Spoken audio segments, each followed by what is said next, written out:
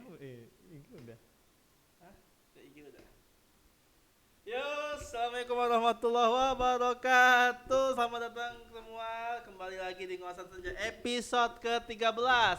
Kalau kata orang 13 itu angka sial. Depan kita jangan percaya mitos ya. Semoga episode ini bukan bukan bawa sial ya, walaupun saya lihat muka-muka narasumbernya agak-agak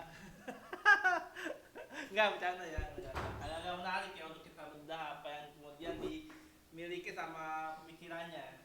Nah, uh, kembali ke teman-teman semua di hari Minggu. Gak bosan-bosan kami selalu menemani teman-teman semua di Ngosan Senja, ngobrol santai di kala senja, menemani waktu ngabuburit kalian semua di masa-masa sekarang, di mana teman-teman mungkin ada yang ngabuburitnya jalan-jalan keluar, hangout, ada yang ngabuburitnya nonton film, ada yang ngabuburitnya main PS.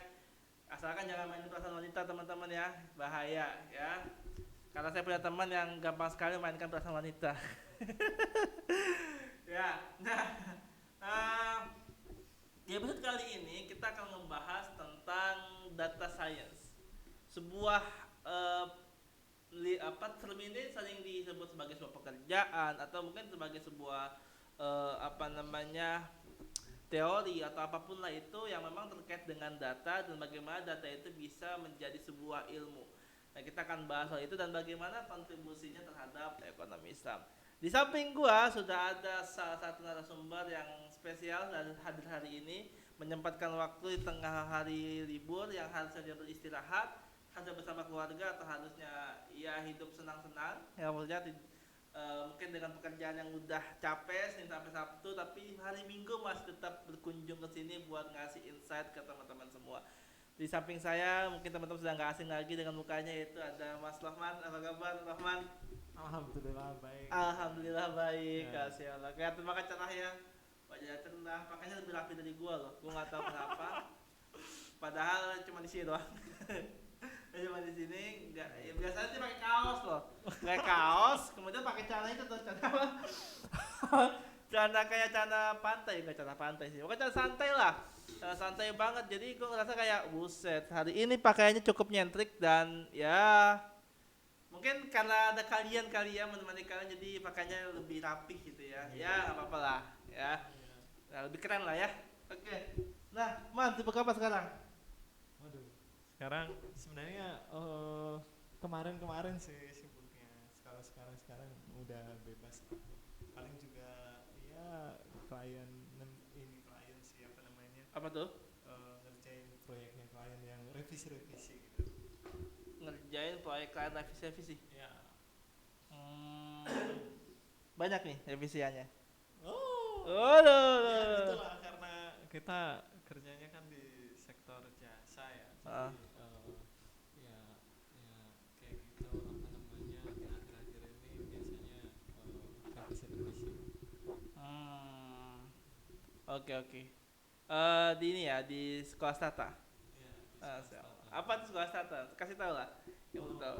ya sekolah tata itu sebenarnya sebuah apa ya sebuah Yang kenceng lembaga. dong, lemes banget sama bahasa ya Ya Allah. ya ya ini kenceng nih. Iya, coba ngomong yang kenceng Oke ya. oke. Jadi sekolah tata itu sebenarnya apa ya sebuah lembaga bisnis gitu ya. Ya Lembaga bisnis. gimana Ingat bisnis lo ini.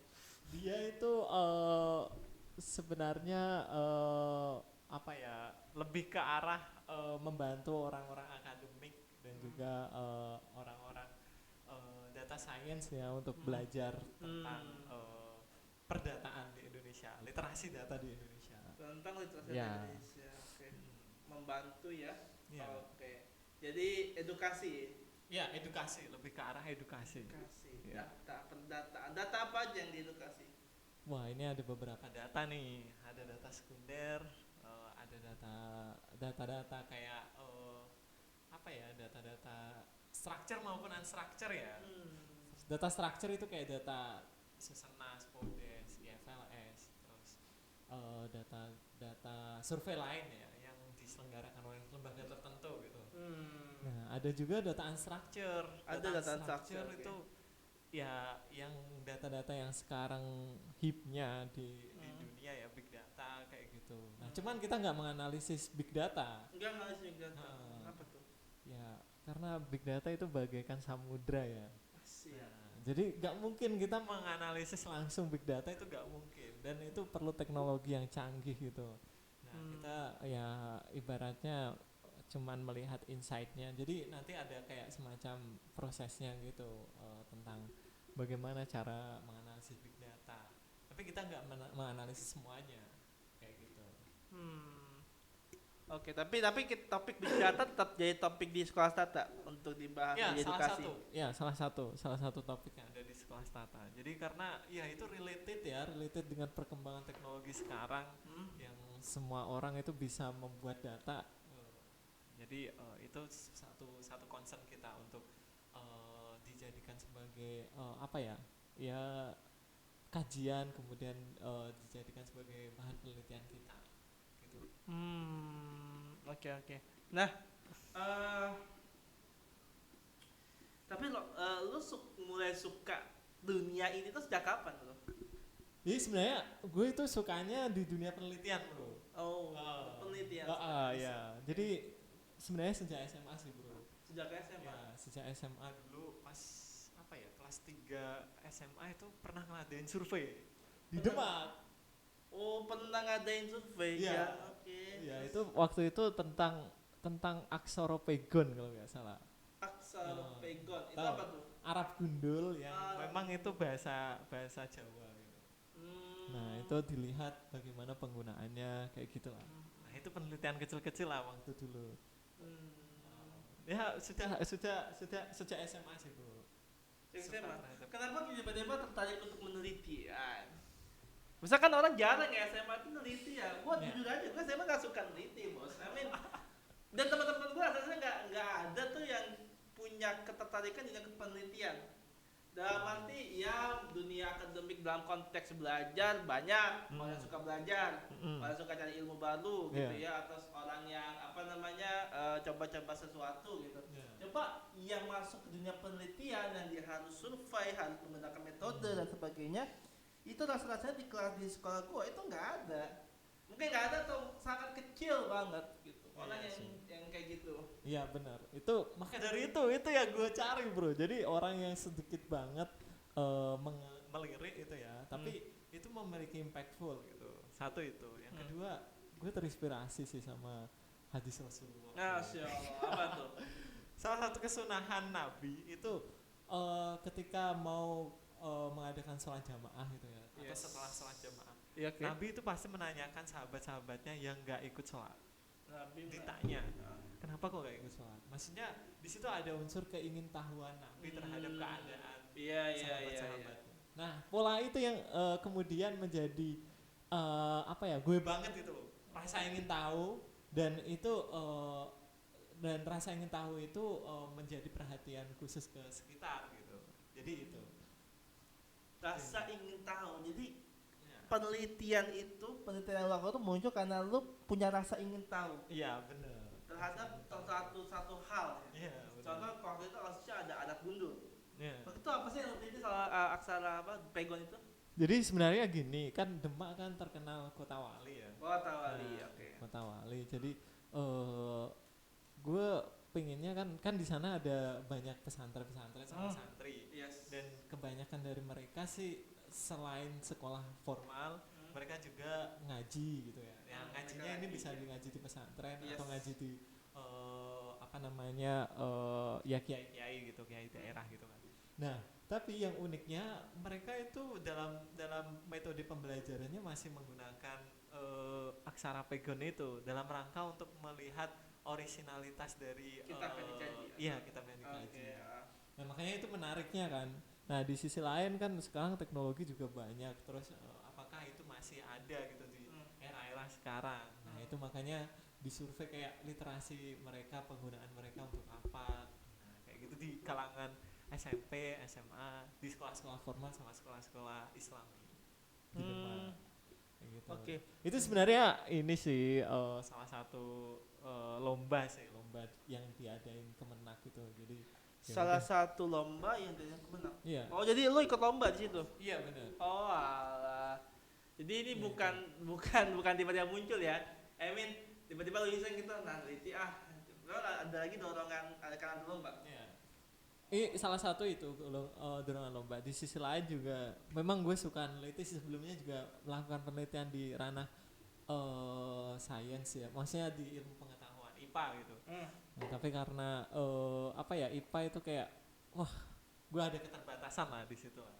Itu kenapa keterbatasan? Ya ini di buta warna. Nah, jadi makanya gue kalau neliti di lab itu wah bahaya gitu loh. Nah makanya gue langsung ambil banting setir ke IPS gitu.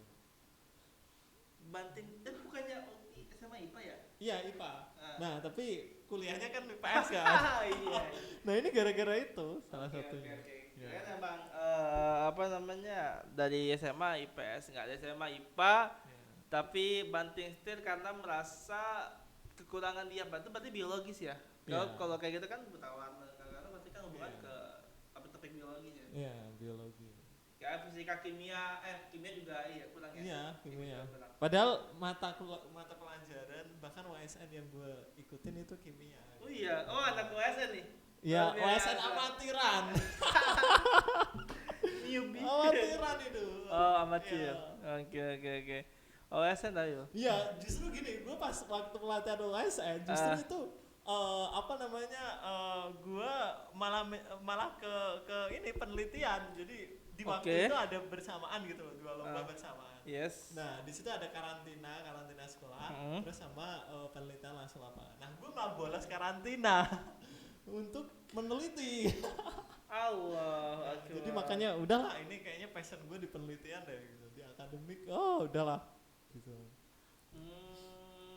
Oke. Ini jadi menarik ya. Oke. Terus ketertarikan di dunia kepenelitian masuk ke kuliah, ke bawah terus. Terbawa terus. Sekarang. Nah, di kuliah itu kayak memasuki babak baru, bro. Babak baru. Iya, kayak wah gila. Apalagi kuliah di UI ya. Di UI itu ada banyak. Ini beruntung kalian ya kalau mahasiswa UI ya. Kalau sekarang masih mahasiswa beruntung banget. Soalnya kalian itu kayak berada di samudra ilmu gitu loh. Jadi di sana ada ekonomi Islam, ada banyak disiplin ilmu. Nah, gua menyempatkan diri sit in ke fakultas sebelah. Oh, makanya gua ya inilah ya nggak terlalu asing dengan data science itu gara-gara ya gua sit in ya. Diajakin sama temen sih sebenarnya. Diajakin sama temen? Iya. Ya nih, ini yang menarik ya, jujur aja ya. Biasanya orang kuliah sudah pusing dengan pelajaran yang ada di kampusnya, di fakultasnya. Itu udah banyak itu memusingkan. Yang ini beda cerita. Ini ada mahasiswa yang malah nambah belajar lagi di tempat lain yang sebenarnya itu nggak ngaruh ke IPK dia. Karena dia bos. Ya memang gitu deh. Jadi menurut gue sih ini kesempatan emas gitu ya ketika kuliah di universitas terbaik gitu ya. Nah, terus di sisi lain juga perkembangan teknologi sekarang kan bagus gitu. Nah, terus ini pertama kalinya sih gue sih ikut webinar tentang IT gitu ya. Nah, terus ternyata yang lagi tren sekarang data science gitu dan lain sebagainya. Nah, makanya ada orang awal-awal sih nanya-nanya sama mahasiswa lain di luar fakultas. Nah, terus ngajak udah sit-in aja waduh, oke, sit-in gitu. Dan sesekali dia gak masuk, gue masuk sendiri. Kacau itu. Iya temen dong itu, nggak temen. Iya. Tren dia doang. Iya. Ya nanti gimana kalau nanti ada semacam tugas kelompok, terus dibikin kelompok di situ, lu gimana? Nah pernah itu. Iya. Jadi dosennya itu kayak, ini kayaknya asing nih, nggak pernah hadir gitu. Nah, terus gue sih menyesuaikan aja. Jadi kayak misal di samping gue ya bahasa Jawanya eta tapi bahasa Indonesianya itu kayak pura-pura sudah mengenal sama teman-teman samping. Gimana gitu ya, ikut ngobrol gitu. Ya itu menyesuaikan. Jadi itu udah kayak pengalaman sehari-hari gitu loh. Ketemu dosen dan malu pernah juga ya masuk kelas dan kelasnya itu gak paham sama sekali, itu pernah juga. Oh iya. Iya. Tahu nggak paham dari mana bro? Ya soalnya apa yang diomongin mereka itu ini ngomongin apa sih? Oh lu yang nggak paham? Iya nggak paham. Oh gue kira kelasnya yang apa ada satu kelas yang nggak paham, gue bingung anjir. Kalau kayak gitu kan Sama sekali. berpikir Terus kok. kayak salah sit ini nih kayaknya gitu. Oke. Pernah juga salah sit in. Untung gak ditegur sama dosen yang ada di situ ya. Soalnya mahasiswanya banyak kan. Jadi gue menempatkan diri di bangku paling akhir. Gitu. Ya deket sama pintu lah. Pikiran kita keluar. Biar kalau cabut gitu. Nggak cabut ya, nggak ada ya. Aduh. Nah, apa namanya tadi? Nah, lu itu keinginan untuk belajar sampai situ itu kenapa lu lakukan? Padahal kan FEB UI juga ada penelitian-penelitian, ada statistika, ada statek ya. Waktu itu kita belajar ada stat dan kawan-kawannya. Iya. Kenapa Memang belajar ke sana? memang kalau di ekonomi ya, ekonomi ini kekurangannya mereka analisis data-data yang sifatnya structure doang bro. Iya. Nah padahal perkembangan sekarang, apalagi di era teknologi sekarang ya, era ini justru perkembangan data structure sama unstructure masih cepetan unstructure. Cepet. Nah kalau kita nganalisis hanya data structure doang, itu kayak ada missing knowledge di situ. Missing knowledge. Iya, Oke. ya istilahnya lo hanya analisis itu sebagian doang gitu loh dari semua fenomena yang ada di lapangan gitu. Nah makanya ya udah kayaknya menarik ini kayak melengkapi kenapa sih data structure itu kayak gitu ya. Nah itu untuk melengkapi story aja sih. Gitu. Melengkapi story. Iya. Oke. Nah, tapi ini gue nggak habis pikir ya. Dalam artian ya dengan basic orang sosum, terus kemudian belajar di IPA kan, belajar di waktu itu MIPA ya? Iya. MIPA Di Fasilkom juga pernah. di Fasilkom di MIPA, lo ngerasa kayak ini nggak sih kayak Ini orang asing? Iya, orang asing banget, beneran. Itu kayak apa ya? Datang ke situ, terus wah ini ngapain ya? Hari ini ada tugas apa ya? Sesekali ada tugas presentasi gitu kan. Iya. Presentasi kelompok-kelompok. Waduh, gue kan nggak punya kelompok ya. Ya udah gue menyimak aja di belakang. Jadi kayak di data science di FMIPA kalau nggak salah itu recommended banget harus diambil. Jadi itu di akhir itu ada project akhir. Dulu ada sih sebenarnya gini sih deh. Di ekonomi, Fakultas Ekonomi FEB UI itu sebenarnya sudah ada materi big data. Yes, iya udah ada. Udah ada, gue ngambil juga. IBM maksudnya ya sama yang IBM ada ini kolaborasi. IBM. Nah, cuman di sana itu lebih ke teorinya kuat banget dan banyak banget lah yang dipelajari. Nah, tapi untuk praktikal kurang banget. Jadi cuma sekedar konsep, teori dan Iya benar, konsep doang. Jadi kita nggak tahu praktek di lapangan ini penggunaannya kayak gimana, kita nggak tahu. Nah, FMIPA praktikal banget. Jadi ada software yang digunakan gitu ya? Ya, software yang digunakan dan terus apa ya bahkan dosen itu langsung real time ngerjain kayak pembuktian teori-teori gitu. Ini loh caranya. Bahkan orang yang nggak paham coding gitu ya ini bisa lah gampang soalnya tinggal running aja terus skripnya juga udah dikasih sama dosen kita bisa pelajari gitu. Ini dosennya praktek ya? Dosennya praktekin? Praktek langsung. Biasanya kan kalau di kampus atau FEB ya yang praktek itu asistennya nggak sih? Iya. Dosen cuma menyampaikan teori tapi ini dosen langsung praktik ya? Berarti emang kayak dosen sudah menguasai praktikal banget ya? Iya, Sudah menguasai praktik banget ya? Soalnya bisa dibilang ini bukan sekedar akademis tapi juga praktisi banget ya? Iya, memang dosennya kayaknya dari praktisi dia salah satu lembaga penelitian yang mereka bangun. Jadi makanya ya tadi praktek banget gitu. Di FMIPA ya, tapi beda kalau di FE itu ya yang ngasih si IBM ya, tapi enaknya di sana itu praktek sih nggak terlalu banyak, tapi teorinya oke lah dan mendatangkan dari orang praktisi langsung gitu. Enaknya gitu, jadi tahu kondisi pekerjaan di lapangan itu kayak gimana itu tahu. Nah, itu kalau big data di FEB dan di akhir juga ada project. Sama-sama ada project. Yang satu itu lebih ke arah projectnya itu lebih ke arah software dari IBM-nya karena Iya. yang isi kan IBM. Ah. Nah yang satu yang FMIPA itu kita menggunakan Python, open Hmm. source lah intinya. Hmm. Itu lebih enak. Oke. Nah, tapi itu nggak salah sih nggak dengan tadi Python ya tadi ya? Iya, Python. Python dan kawan-kawan itu baru pertama kali dengar, sebelumnya udah pernah tahu soal Python dan kawan-kawannya. Sebelum masuk ke FIPA. Jujur gue nggak paham Python dulu nggak paham. Jadi Jadi lu nggak tahu apa tuh Python, lu kayak ular kali atau apa? Nggak tahu. gue cuman dikasih tahu itu orang matematik dan juga statistik bilang ada software open source gitu. Dan itu Python dan itu coding lah intinya. Nah, Oke. tapi yang gue pahami sih dulu ya itu justru Stata di awal-awal. Jadi dulu karena gue ikut BOE Ya. ya Oke. ekonomika ya. Oh iya, ini mau ekonomi ya. Jadi kemarin tuh Pak, saya kita ngobrol ya sama satu sumber ya, Pak Mikal Bukeni. Pak Mikal sosok yang memang research banget kayaknya. Dia sampai kan dia ranking 1 di BOE. Jadi kalau dia ikut ikut kayak karya ilmiah ya di BOE, dia selalu juara 1. Tetapi sayangnya dia nggak masuk BOE, ditarik ke Bukeni di PSDM PSDM-nya Kanopi. Jadi wakilnya Bukeni. Ya memang cinta itu gitu deh. Ya. Cinta ya luar biasa sih, menarik. Nah, tapi selama ini perjalanan hidup lu di kampus kayak semuanya terhubung dengan riset ya. Yeah. Lu masuk BOE, terus Mas BMT pun masuk ke riset, ya. Iya. Kemudian ada di LD.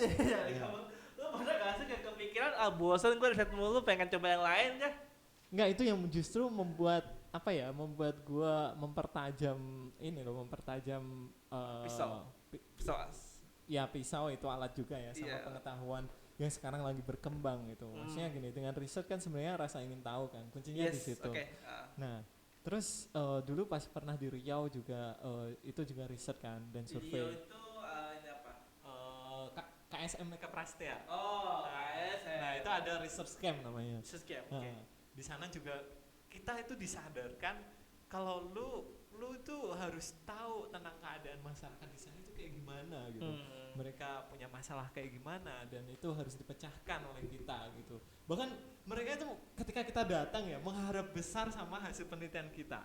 Kayak penelitian lu itu selalu ditunggu masyarakat gitu. Nah, itu makanya dulu pas gue sih menelitinya tentang kuliner yang masyarakat yang ada di sana. Memang penjual-penjual sana itu bilang ke saya, Mas, ini penelitianmu cepet-cepet laporin ke kita ya hasilnya kayak gimana. Bayangin, baru neliti dan ngambil data di kayak begituin.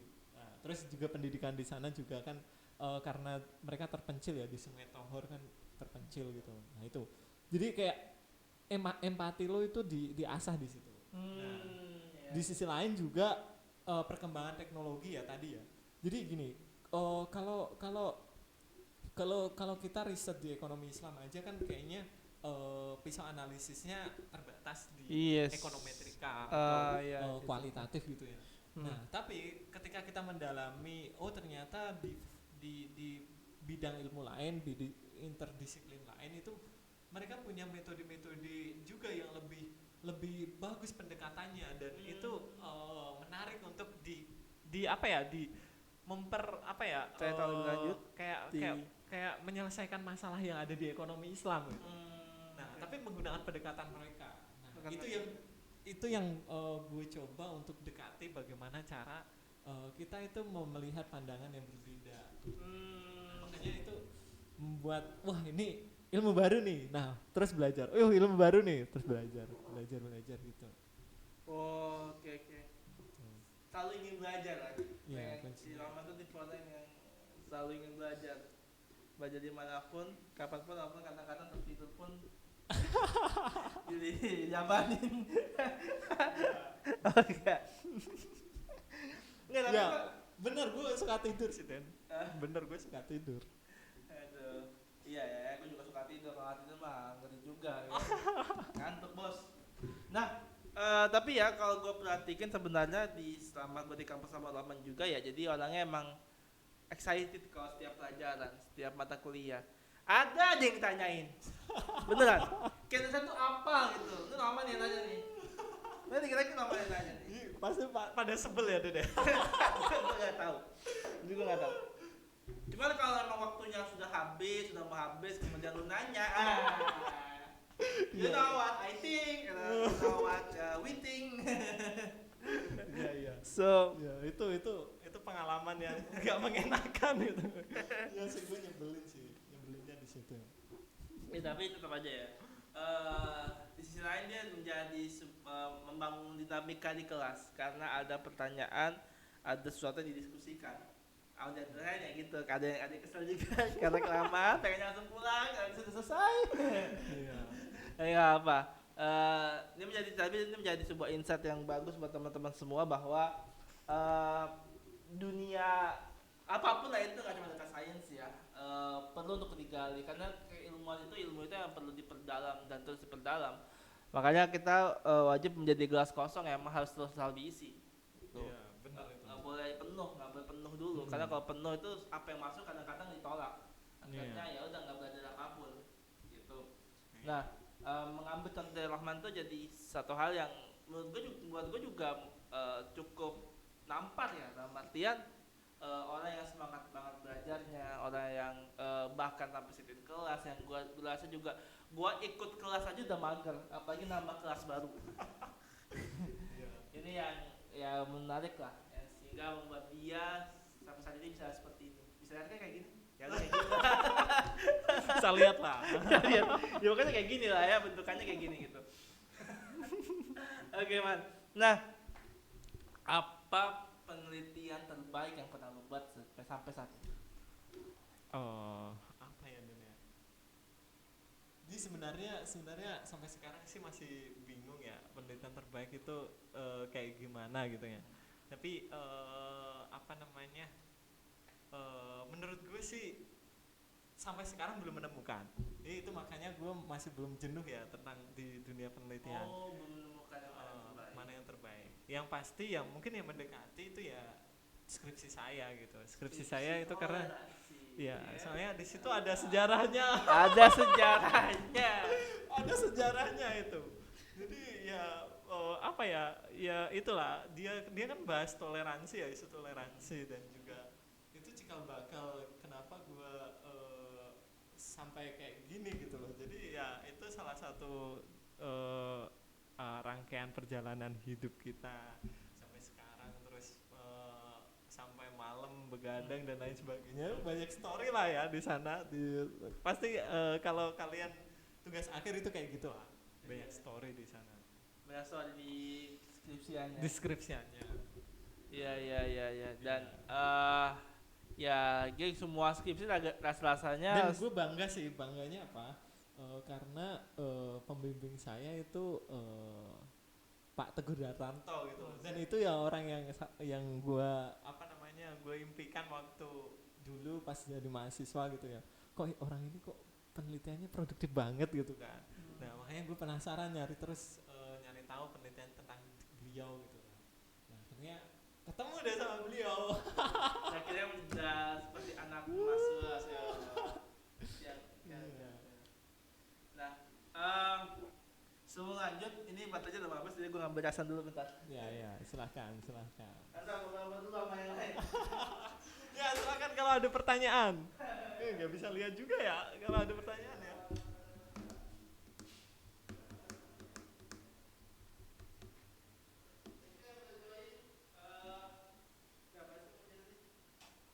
Ada Bang Ilham, Halo. Kok jadi webinar data scientist ya Pak? Siapa itu? Jadi ada Bu Kenny, halo Bu Kenny. Halo Bu Kenny. Salam Bu Kenny, menarik banget kemarin Bu Kenny. Mantap Pak. Bu Kenny itu menarik kisahnya dan baru dibongkar itu pas ya hari kemarin. Iya. Nggak perlu jadi kayak gitu soalnya. Iya ya, waktu di kelas itu serius mulu ya. Serius mulu ya, nggak ada bahasan lain. Wah ya udahlah ya kita bahas cinta-cintaan. Yang topiknya menjadi topik yang apa ya, kalau topik yang gurih lah ya. Iya. Ngomongin lu tuh kayak rasa seru ya. Iya. Gimana ngomongin data sains sebenarnya? Ngomongin. Gua sama Rahman tuh punya perbedaan yang signifikan. Kalau sama suka data, suka ngolahnya, gue sama sekali nggak suka data. Dalam konteks penelitian ya, kalau data semacam data ads, data Marketing. data penjualan tuh oke lah gitu ya. Cuma kalau data kayak untuk penelitian harus diregres, harus dicari robustness dan kawan-kawannya, aduh. Wallahi pusing ya. Jadi gua nggak begitu tertarik, tapi ya karena memang ngebantu Rahman di sekolah satu juga, jadi ya sudahlah, mumpung ada cuannya. Yoi. Ya nggak masalah dong kalau cuannya ya. Oke. Tadi ya yang paling terbaik, the top of research lu adalah skripsi lu. Iya, skripsi gua. Selain itu benar-benar nggak ada lagi, dalam artian ada kayak yang udah publish ke jurnal. Kayaknya ada deh yang udah publish jurnal.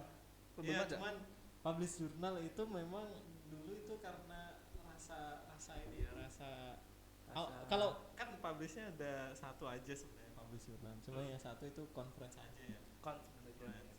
Nah yang publish itu sebenarnya rasa ini empati ketika gue berada di Aceh. Jadi gini, dulu FA itu pernah mendanain gue untuk ikut conference di Aceh. Nah, terus di sana gue nggak mengambil uang itu untuk di hotel gitu, enggak. Sengaja gue nggak mengambil itu di hotel. Iya. Karena gue pengen melihat kehidupan masyarakat Aceh itu di sana kayak gimana. Dan itu gue ikut sama temen di sana di Aceh. Temennya siapa namanya? Temen kita siapa? Cewek. Ya intinya itu. Siapa? Ini siapa? Duratun. Terus Duroto terus ketemu sama temennya, terus dikasih kayak ibarat itulah, dikasih kunjungan lah, apa istilahnya, tamu itu loh. Sambutan. Ya, oke. Jadi orang Aceh itu bagusnya itu. Setiap ada tamu itu pasti dikasih sambutan kayak gitu. Makanya lu suka orang Aceh? Enggak. Terus aduh jangan bahas itu deh. Oke, jangan bahas itu. Enggak bahas. Oke, lanjut. Pancing. Enak kalau mancing itu enak urusan tuh. Oke, lanjut silakan. Nah, terus akhirnya di sana ketemu sama teman-teman PMI juga.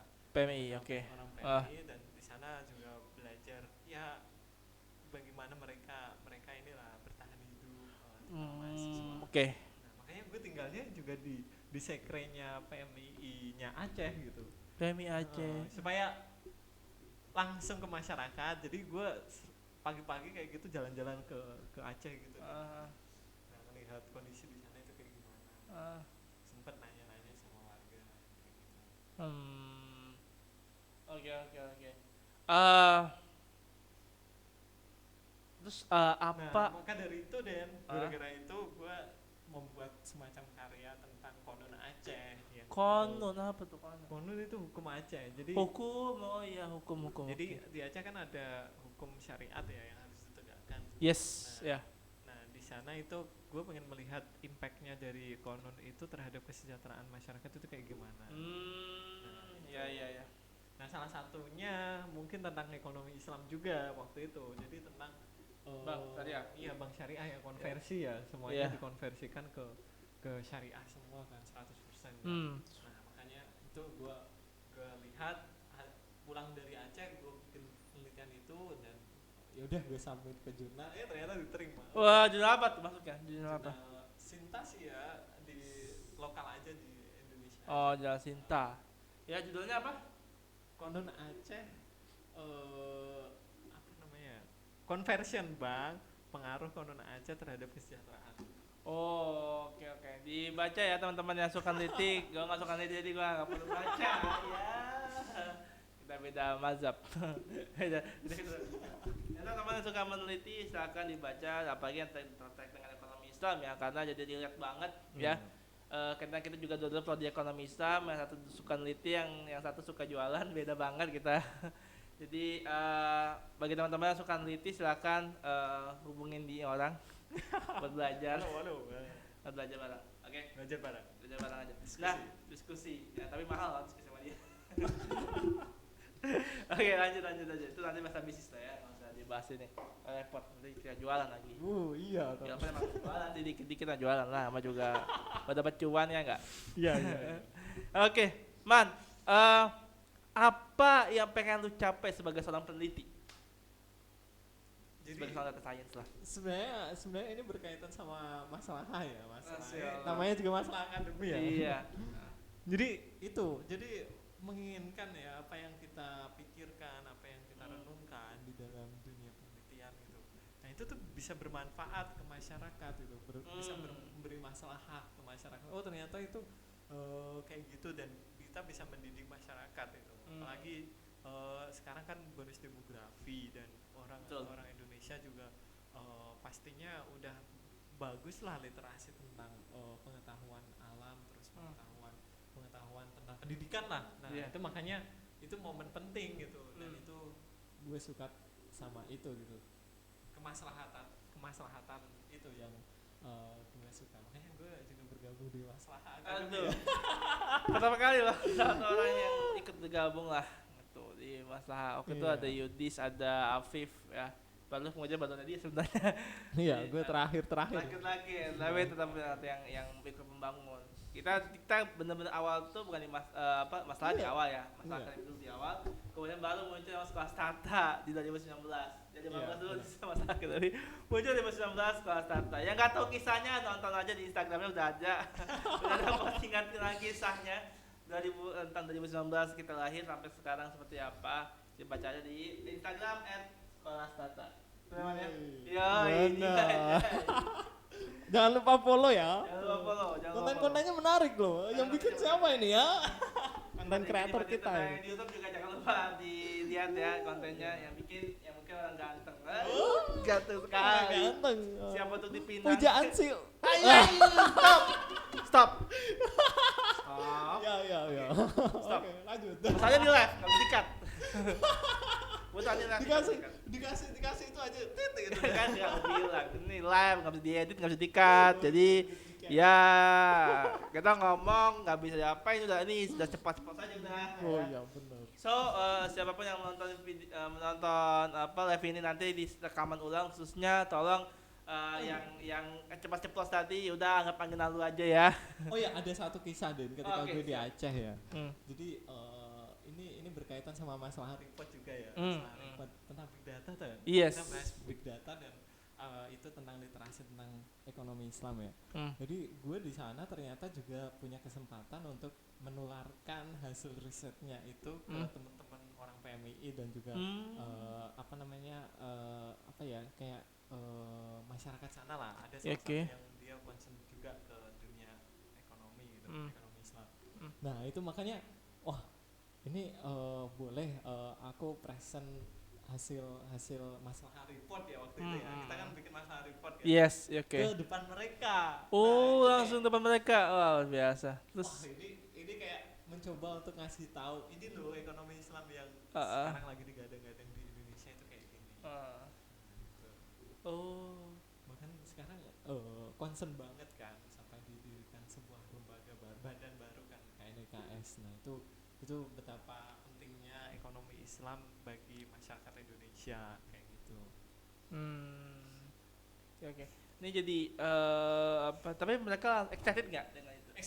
Excited banget. Bahkan banyak banget kayak pengetahuan baru kayak misal akad kayak gitu ya. Terus juga ternyata ekonomi Islam itu sebatas kayak gitu. Maksudnya sebatas itu maksudnya pembahasan di masyarakat itu mereka berkotak di kayak bank syariah dan lain sebagainya kayak gitu kan hasilnya kan salah satu hasilnya kan. Nah cuman di sisi lain juga mereka nggak menyadari kalau yang diaplikasikan di sana itu mereka menggunakan sistem ekonomi Islam. Iya. Akad-akad kayak gitu tuh mereka excited banget bahkan nanya-nanya akad kayak gitu. Jadi kayak baru-baru denger ya? Iya kayak baru-baru denger. Bahkan di Aceh. Di Aceh sekalipun. Di Aceh sekalipun bos. Di Aceh sekalipun. I mean, wah gila sih.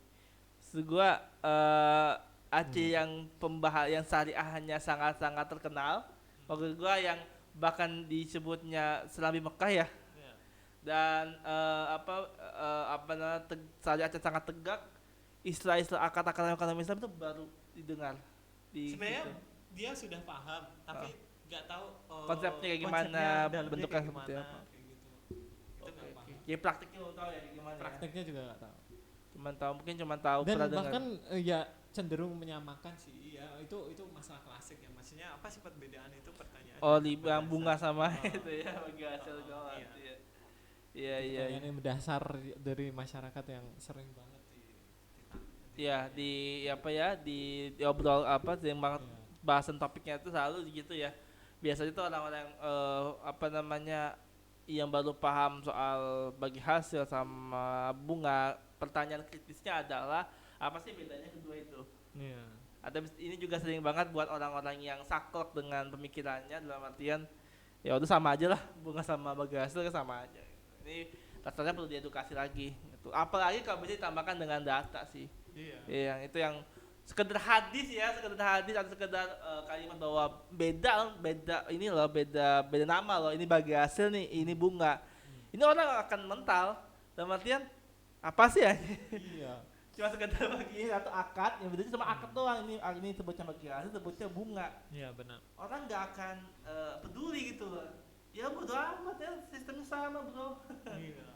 Coba misalkan dengan data mungkin jadi lebih asik ya, jadi lebih Iya, bener kebayang banget. gitu. Bener banget dan bahkan kalau misal kita membuktikan kalau memang sistem ekonomi Islam itu berbeda dan memberi impact yang berbeda dengan sistem konvensional sekarang. Jadi itu kayak lo bicara dalil terus dan juga lo bicara apa namanya teori yang ada di kelas gitu ya.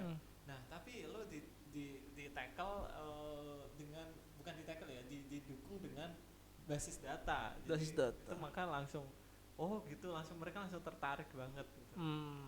Iya.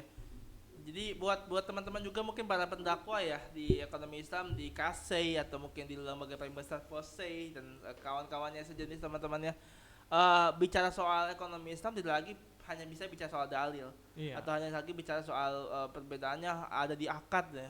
Oh ini bagi hasil nih bunga orang di zaman sekarang kayak gitu dakwanya nggak akan apa namanya nggak akan percaya sulit banget harus lampirin data yang memang saintifik yang membuat orang wah benar berarti ini bedanya dan ini kelihatan banget bedanya gitu sekedar kata-kata tidak akan bisa mengubah anda data ada oh itu ya. sebatas kata-kata sebatas kata-kata bukan budaya kami kata ya ya jadi banget karena BWA kan basicnya adalah penelitian dan memang disampaikan bentuk kata-kata. Cuma mungkin penelitiannya nggak cuma penelitian yang basisnya cuma paper, tapi mungkin ada semacam kontribusi ya. Ada semacam apa namanya realisasi dari penelitian yang sudah dilakukan. Ini yang menarik teman-teman. Dan menurut nih apalagi yang bisa dikaji di dunia ekonomi Islam dengan basis data? Banyak Den. Banyak apalagi apa aja tuh jadi kayak sosial media gitu ya sosial media itu kan banyak banget apa namanya potensial data tentang ekonomi Islam ya kayak misal YouTube itu kan kayak dakwah ekonomi Islam kayak gimana sih ya digemari masyarakat kayak gitu kan kita bisa tahu terus juga mungkin data-data sosial media lain kayak Twitter sentiment analysis gitu ya kita ngelihat menghubungkan dengan variabel lain kayak harga saham atau vaksin sekarang itu kayak gimana nah itu sentimen terhadap lembaga-lembaga keuangan syariah gitu ya gue nggak nyebut merek ya iya jangan itu terus juga kalau ada project masuk sini gue menyebutkan merek kalau ada yang mau sponsori boleh teman-teman semua siapapun lembaganya mau sponsor sini silakan kita akan sebutkan nah itu juga potensial banget untuk dikaji kayak mereka membuat kayak semacam membuat publish produk baru iya nggak nah pasti nggak langsung itu diterapkan terus menerus kan pasti butuh pengembangan dan lain sebagainya kayak eksperimen produk baru itu diperlukan ketika kita eksperimen nyata di lab gitu ya, itu biayanya mahal. Nah, tapi kalau kita eksperimennya lewat big data, kayak lu rilis produk baru, terus banyak yang komen, banyak yang ini, terus kita lihat sentimennya kayak gimana, itu akan lebih efektif dan efisien, dan itu real time dari masyarakat ngasih feedbacknya langsung ke produk syariah gitu. Nah, itu potensial banget, potensial data yang bisa kita kaji di sosial media ya terutama. Nah, itu. Yang kedua mungkin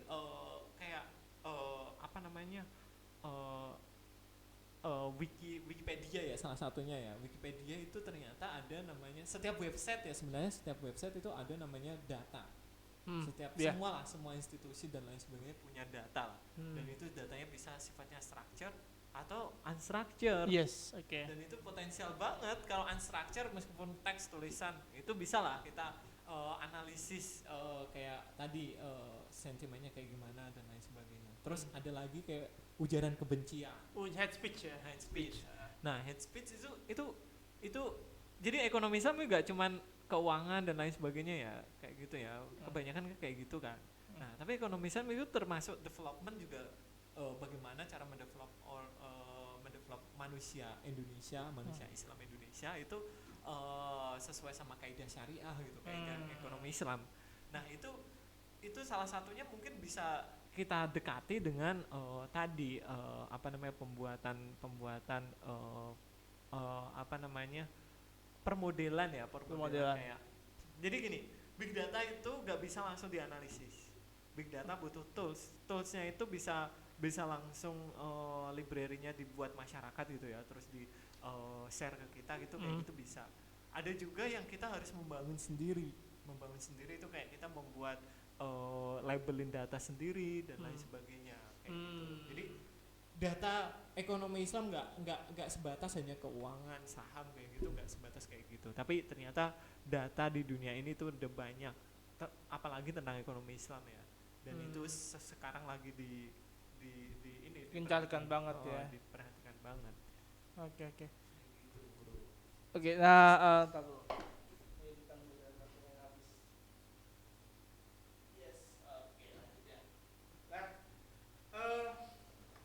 tapi seberapa aware sekarang menurut lo orang yang sekarang di ekonomi Islam kemudian melirik soal big data kayak gini, data science kayak gini?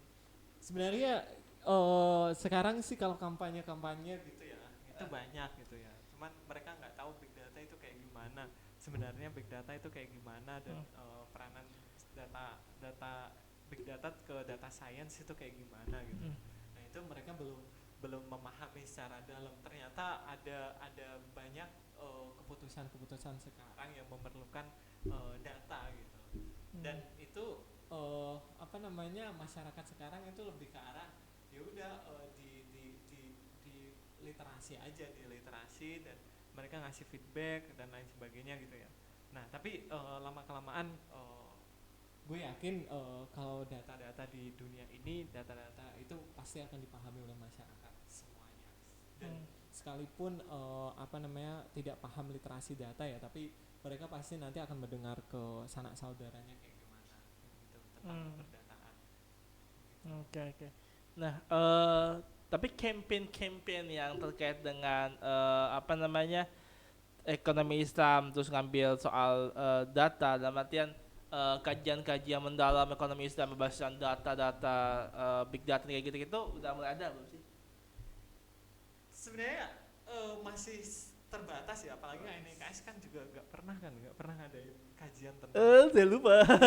Apakah sudah ada? Belum pernah ya. Belum pernah. Nah, belum pernah ngadain kajian tentang ekonomi Islam di big data gitu. Pendekatan data-data yang unstructured ya. Data-data unstructured. Nah, itu terbatas banget. Bahkan gue lihat di jurnal-jurnal scientific juga tentang ekonomi Islam yang tentang big data juga jarang. Ada satu penelitian tentang sukuk gitu ya, melihat kayak gimana masyarakat ini sentimennya terhadap sukuk itu kayak gimana. Dan itu pendekatannya mereka berbagai macam sumber data gitu, dari data blog, data website, data Twitter, data Facebook, data Instagram. Nah, kayak gitu mereka analisis, diambil semua, terus analisisnya itu gak langsung dianalisis gitu, jadi kita butuh tools dulu, kita buat toolsnya dulu, Toolsnya dulu. baru bisa dianalisis. Jadi nggak bisa langsung. Nggak bisa langsung. Nggak bisa langsung. Mungkin entah ya di ke depan mungkin bisa ya, bisa langsung dianalisis. Soalnya udah banyak si open source yang bisa dimanfaatin oleh kita semua tentang Open source kayak apa ya tuh? Contoh yang bisa dimanfaatin buat kita buat ngeliti di data science. Oke. Jadi ada kayak semacam apa ya, penelitian-penelitian dari orang-orang apa sih, computer science gitu ya. Mereka mempublish data yang sudah di labeling. Kayak misal head speed, dia udah ada labelin head speednya, head speed agama atau head speed ras atau head speed apa gitu. Nah, ini sebenarnya challenges kita ya. Challenges kita sebenarnya kita itu sebenarnya harus mendukung dengan data itu. Jadi data itu harus dibangun. Gitu. Data harus dibangun dan bisa untuk dijadikan sebagai analisis. Jadi itu yang membuat orang itu membuat permodelan gitu ya. Jadi permodelan itulah yang di-upload ke cloud gitu ya, di-upload ke cloud dan itu bisa kita manfaatin untuk analisis kita. Ini salah satu open source sih yang ada di Hugging Face, terus ada di TextBlob, terus nah itu kan library yang meskipun mereka bahasanya masih bahasa Inggris gitu ya, ada bahasa Indonesia juga. Nah itu mereka bisa open access. Sastrawi, terus ada banyak deh library ada banyak. So kita udah masuk kajian maghrib pas banget dan terakhir buat teman silakan ngasih semacam wejangan atau tips dan trik buat teman-teman khususnya para penggiat ekonomi Islam yang pengen mendalami penelitian ekonomi Islam dan bagaimana menggunakan konsep-konsep data science untuk kemudian memajukan penelitian ekonomi Islam. Jadi sebenarnya closing statementnya itu kita harus berhati-hati terhadap perilaku kita karena semua perilaku kita tercapture di dalam data.